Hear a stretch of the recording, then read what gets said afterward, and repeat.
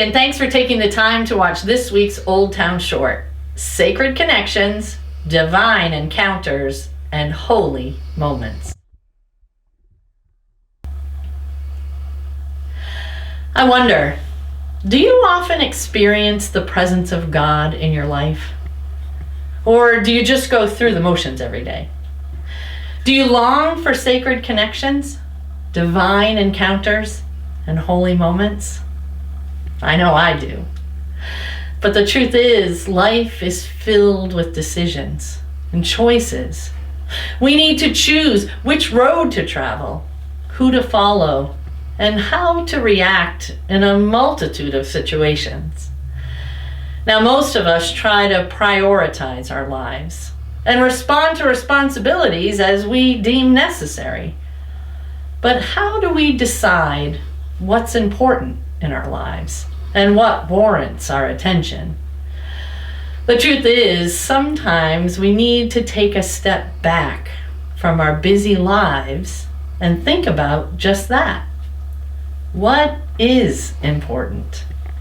How do I decide which road to choose?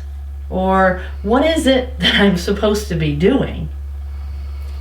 Now, every week here in Oldtown, we take some time to listen for God's still speaking voice. But every once in a while, we need to take a little more time to listen for God's call in our lives and the direction in which Jesus is leading us. Because the world can get very loud sometimes, and our wants and desires, and the wants and desires of society, can drown out the call of God. That's why every once in a while, we need to be called back to center. We need to reassess where we are, where we're going, and who it is we're following. Because it's easy to get off track and to head off in the wrong direction without even knowing it. And that doesn't only happen to us as individuals. It also happens to businesses and companies, to nonprofit organizations and political parties, to universities and community groups, and yes, even to the church. Well, we have all been on a wild ride over the last year and a half, navigating the uncharted course of the pandemic. And I know that many of us can't wait to get back to the comforts of our beloved sanctuary. And don't worry, folks, we'll be there in just a few weeks.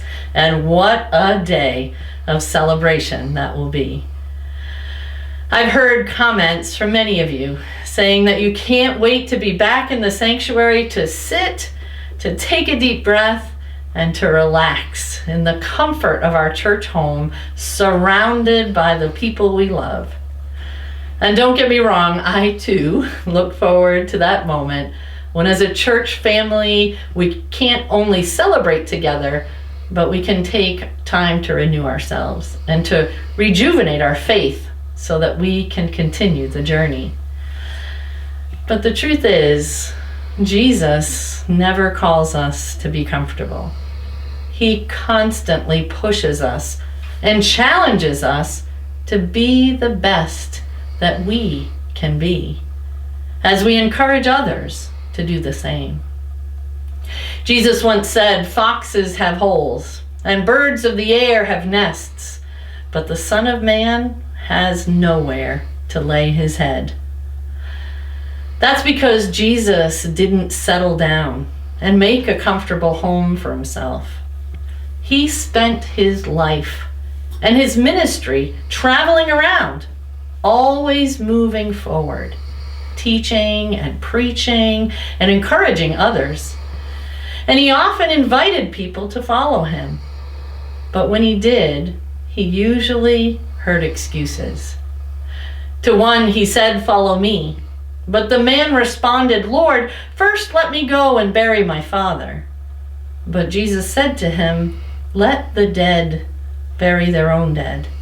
But as for you, go and proclaim the kingdom of God." Another said, "I will follow you, Lord, but let me first say farewell to those at my home." Jesus said to him, No one who puts a hand to the plow and looks back is fit for the kingdom of God. Now, these may sound like worthy excuses. To bury your father or to say goodbye to your family, but they are excuses just the same.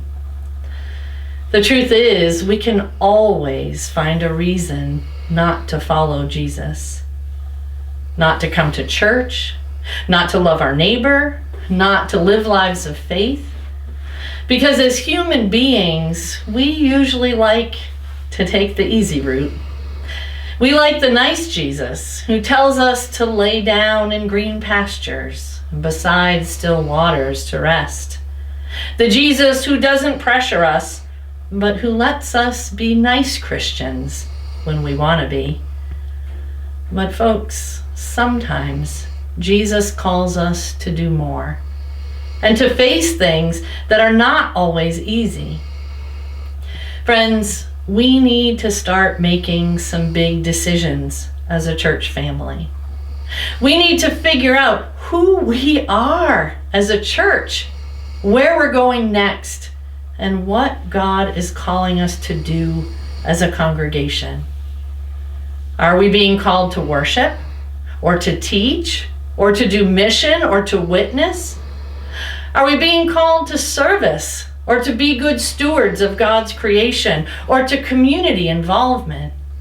Are we being called to fellowship, or fundraising, or event planning?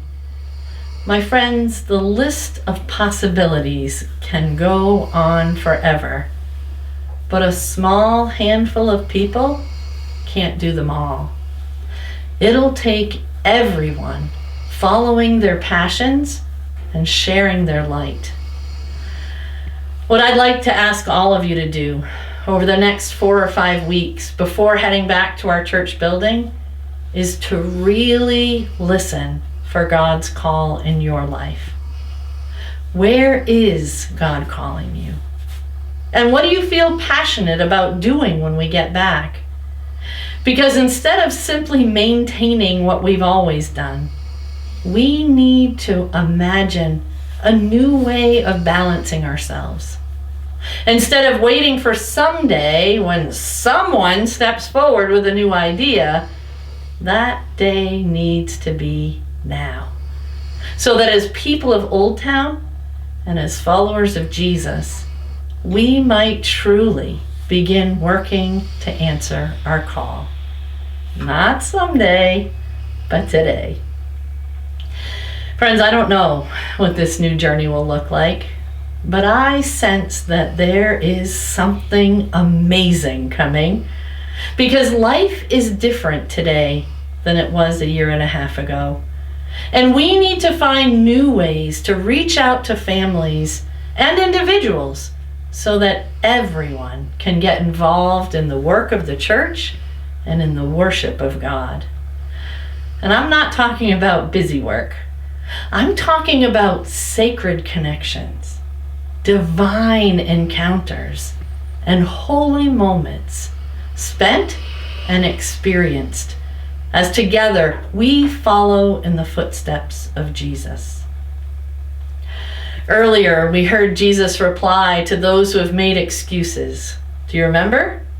Let the dead bury their own dead. But as for you, go and proclaim the kingdom of God. And no one who puts a hand to the plow and looks back is fit for the kingdom of God. Friends, let us not look back and lean on what we've always done, but let us have the courage to step forward in our faith, to truly experience those sacred connections, divine encounters, and holy moments together.